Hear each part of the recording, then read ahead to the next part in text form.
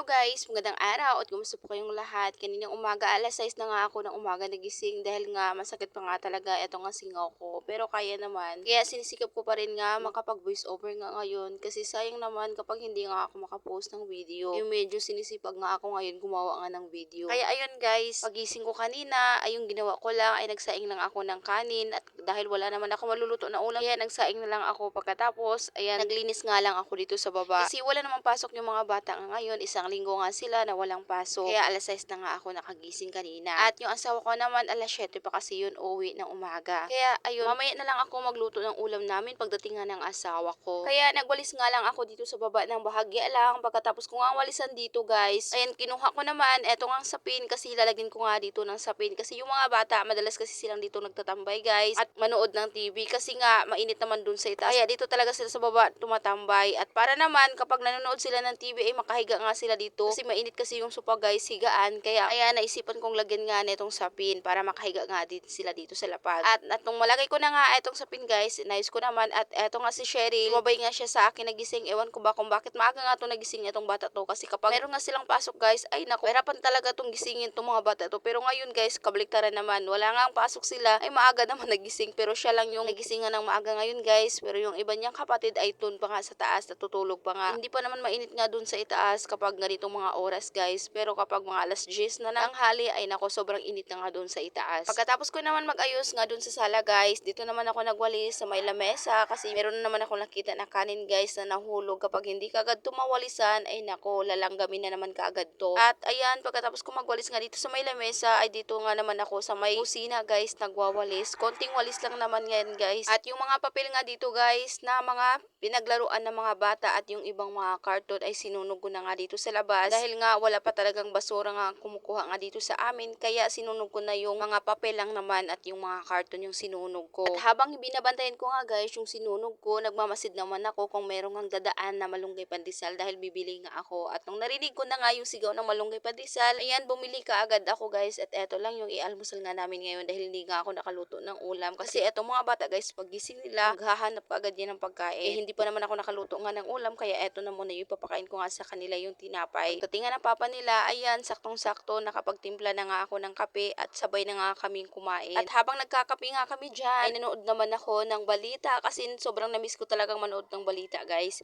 Minsan lang kasi ako makapanood na ng balita kasi medyo busy rin ako sa mga gawaing bahay at kapag wala naman akong ginagawa ay dito rin ako sa cellphone ko, busy din sa pag-i-edit nga ng video. Kaya yan lang muna for today's video. Maraming salamat po sa inyong panonood. God bless!